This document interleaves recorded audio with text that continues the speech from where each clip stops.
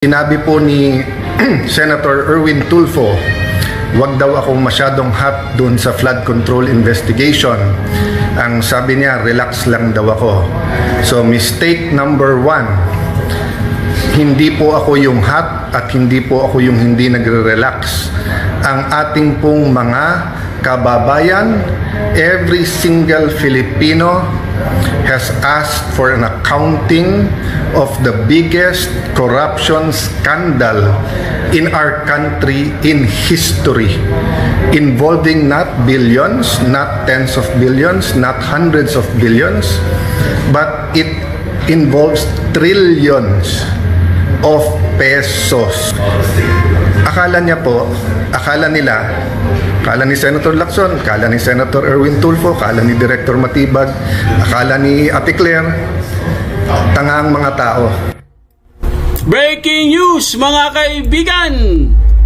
Niresbakan ni Senator Cayetano itong si Senator Erwin Tulfo, itong si Erich, dahil nagmamayabang kasi. Sobra kasing bayabas itong Erich na to. Walang kadala-dala. Matapang lang pag kaharap yung mga yung sa programa niyang sinusolve niya ang mga problema ng mag-asawa. Napakayabang niya. Pero pagdating po sa flood control, mga kaibigan, iskandal, tiklop. Hanggang ngayon, wala pa rin hearing. Kaya po mga kaibigan, nirespakan ka agad siya ni SP Cayetano kasi nga, ang sinasabi kasi niya, relax daw. Sabi niya, relax lang. Huwag masyadong hot. Pwede ba yun? Pwede mo bang sabihin yun, mga kaibigan? Kasi nga, kino-call out siya ni dating SP Cayetano. Kino-call out po itong si Erich. Dahil nga, wala nga talagang nangyayaring hearing. Abalang-abala lahat sa impeachment na wala namang kwenta. Hanggang ngayon, wala pa rin silang napapatunayan Nakailan na po sila, 2 witnesses. Ang mga NBI pa yan, pero wala pa rin silang napatunayan patungkol po sa grave threat ng ating Vice President Sara Duterte. At kahapon nga, kagabi, nagsalita na po itong si GM Torre na wala naman palang hitman. Nilaglag sila ni Torre. So, paano na? Ano na? Kaya po mga kaibigan, hindi po natin masisisi guys ang mga netizens. Hindi naman po si Cayetano Hindi naman siya yung atat na atat Hindi naman si Cayetano hot na hot, sabi nga niya. Hindi naman siya ang nagre-relax, hindi po. Ang taong bayan, tayo mga netizens, tayo mga botante, ang nanawagan na please lang, unahin nyo ang flood control kasi hanggang ngayon, wala pa rin nakukulong na mastermind. Diba? Wala pa rin nakukulong na mga kongresistang, mga kontratista na lumabas na ang pangalan nila, lantara na, pati yung mali-malitang pera na yan, lantara na. Syempre, lumabas din yung pangalan ni Erich, pangalan ni Wambol University, si Itbulaga, at marami pang iba. Pero anong nangyari ngayon? Wala pa ring investigasyon. Kaya ang sabi po, ang resback sa kanya ni SP Cayetano, sabi niya, hindi po ako yung hot at hindi po ako yung hindi nagre-relax. Ang ating pong mga kababayan, every single Filipino has asked for an accounting of the biggest corruption scandal in our country in history. Tama po yun, trillion trillion ang ninakaw Kaya nga the biggest, di ba? The biggest corruption in our country history. Kasi po, grabe po ang nakawan, mga kaibigan. Kaya ikaw, Erich, tingnan mo, binanatan ka tuloy, hinambalos ka tuloy, at sinupalpal ka tuloy ni SP Cayetano. Kaya po agad-agaran na rumesbak agad itong si SP Cayetano, mga kaibigan, kasi nga, ang panawagan talaga dyan, or ang nanawagan talaga dyan, ang mga tao. Kasi si SP Cayetano guys, marami na kasi siyang following Meron din siyang mga following sa kanyang social media. Di ba? Halos araw-araw din po si SP Cayetano nagbibigay ng update. Siyempre, nakakabasa siya ng mga critics, nakakabasa siya ng mga troll, nababasa niya yung mga komento ng kanyang mga followers. Natural, anong panawagan ng taong bayan? Di ba? flood control scandal. Kahit nga si Edu Manzano, di ba? Ang dating artista, or ayaw ko kung retired na ba siya, si Edu Manzano galit na rin po mga kaibigan, kasi bakit daw nabaliktad na ang mundo? Ha? May update po tayo sa kanya mamaya.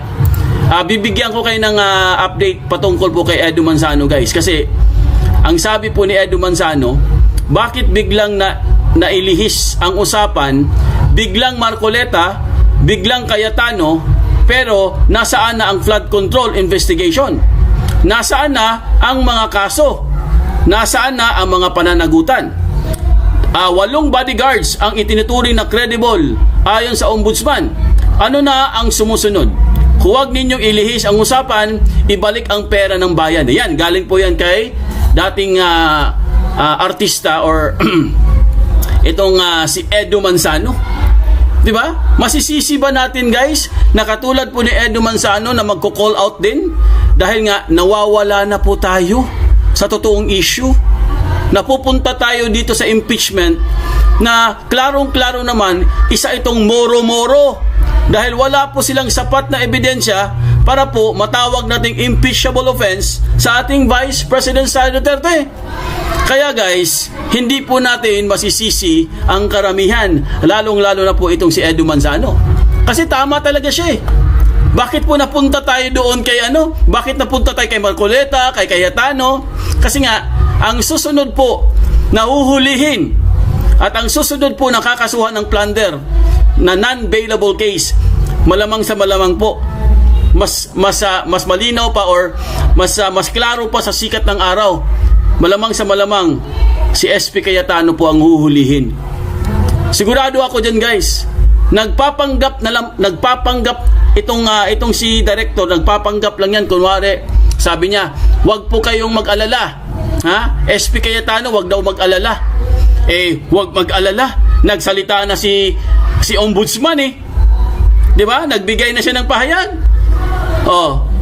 Balikan po natin. Ano ba talaga ang sinabi ni Erich? Kung bakit po mga kaibigan niresbakan po siya ni dating SP Cayetano. Okay? I-share ko lang sa inyo para at least meron po kayong guys, no? Ayan, no? Ito yung eksakto niyang sinabi. Wait lang ayusin po natin. Kasi po, mga kaibigan, ang panawagan po ni SP Cayetano, buksan, mag-imbestiga muli. 'Di ba? Hinamon kasi ni SP Cayetano si Matibag. Kasi ito kasi si Matibag, guys, gustong buksan muli ang SEA Games scandal. Kaya po, syempre, ang target niya dyan, walang iba kundi si Cayetano. Kaya, nagalit si Cayetano, kumbaga parang natamaan din siya, guys. Dahil syempre, andun yung pangalan niya eh. Kaya ang sabi ni Cayetano, sige, papayag ako, imbestigahan mo, pero kailangan may deal tayo. Meron tayong challenge. Buksan nyo rin ang flood control scandal hearing. Di ba? Ang ganda ng kanyang hamon. Ito namang si Erich, kasi nga bayabas, masyadong pabida-bida, masyadong mayabang. Ito ang kanyang sagot. Hindi naman siya yun eh. Ang kabanter ni Cayetano ay si Matibag, hindi naman siya. Pero bakit siya ang sumagot, mga kaibigan? Ito po ang kanyang sinabi. Ulitin lang po natin ha. Umapila na kung maari huwag masyado hot at mag-relax lang muna. Sabi niya mag-relax lang muna sa flood control si Senator Alan Peter Cayetano. Kumbaga sinabihan niya, guys, huwag kang masyadong hot, mag-relax ka muna, parang ganoon, di ba? Napag-usapan na po natin ito isang araw. So mga kaibigan, ang sabi po ni Erich, mayroon po kaming mga investigasyon na gagawin sa flood control na ika mo, relax lang, huwag masyadong hot. Dadating po tayo dyan. Hindi po natin titigilan ang flood control na yan. Yan ang sinabi ni Erich. Kaya po mga kaibigan, syempre guys, rumesback kaagad si SP Cayetano. Ito po ang kanyang resback. Para mabigyan lang po kayo ng idea po. Okay? Ipakita po natin dito mga kaibigan, dahil nga ito pong si Erich ay sobra pong bayabas. Okay? Akala mo kung sino makapagsalita, lumabas naman yung pangalan niya sa mga Brave 18. Ang yabang-yabang mo. Okay, ito po mga kaibigan, ang resback ni Cayetano sa kanya. Okay, ang sinabi po eksakto ng ating dating SP Cayetano, sabi niya, hindi po ako yung hot, hindi po ako yung hindi nagre-relax. Oh, sabi ni Cayetano, ang ating pong mga kababayan, every single Filipino has asked for accounting of the biggest corruption or scandal in our country in history. Boom! Sapol! Ayan, tinamaan ka tuloy, hinambalos ka tuloy. Supalpal itong si Erich. Ayan, nagmamayabang kasi. Diba? Nagmamayabang kasi mga kaibigan eh. Bumuelta si Senate Minority Leader Alan Peter Cayetano sa pahayag ni Senate Blue Ribbon Committee Chair Senator Erwin Tulfo na relax lang muna siya kaugnay sa panawagan nitong muling buksan ang investigasyon sa umano'y anomalya sa flood control projects. Bilang tugon, iginiit ni Cayetano na hindi siya ang dapat sabihang mag-relax dahil ang issue ay naapektuhan sa buong bansa.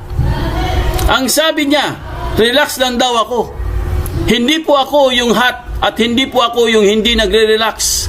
Ang ating pong mga kababayan, every single Filipino has asked for accounting of the biggest corruption scandal in our country in history. Iginit din niya na hindi dapat maging dahilan ang impeachment trial upang maantala ang pagdinig sa flood control issue. Ang sabi po ni Tulfo, araw-araw nag-i-impeachment. So paano maghihiring? Sabi niya ha, ulitin ko ha. Sabi ni Tulfo guys ha, pakinggan niyo mabuti. Ang sabi po ni Tulfo, araw-araw nag-i-impeach. So paano maghihiring? O paano daw maghihiring? Kumbaga guys, ginagawa niyang dahilan yung impeachment ni BP Sara. Kaya daw walang flood control hearing. Kasi nga, sabi niya Mondays to Wednesday. Mondays to Wednesday lang tayo. So, pare, sabi niya sabi pa nga niya, naghihiring maraming kwarto po. Kaya, ang sinabi naman ni Cayetano guys, maraming kwarto sa Senado. Lulusot pa no? Talagang gusto pang magdahilan ni Erich na saan daw maghihiring guys kasi from Mondays to Wednesday may impeachment. Sinagot naman siya ni Cayetano, marami pong kwarto sa Senado. Sabi niya maraming kwarto po ang Senado at even sa session hall walang gumagamit ng Thursday at Friday. Sapol ka ngayon. 'Di ba? Pwede naman palang gamitin ng Thursday, Friday para sa scandal or sa flood control scandal. Anong masasabi mo, Erich? Ang dami mong dahilan. Aminin mo na lang, ayaw mo talagang buksan ang flood control scandal kasi mga kaibigan, bakit ayaw niyang buksan ang flood control scandal? Ano po ang kanyang dahilan, mga kaibigan? Ano ang dahilan ni Erich? Simple lang. Andun kasi ang kanyang pangalan.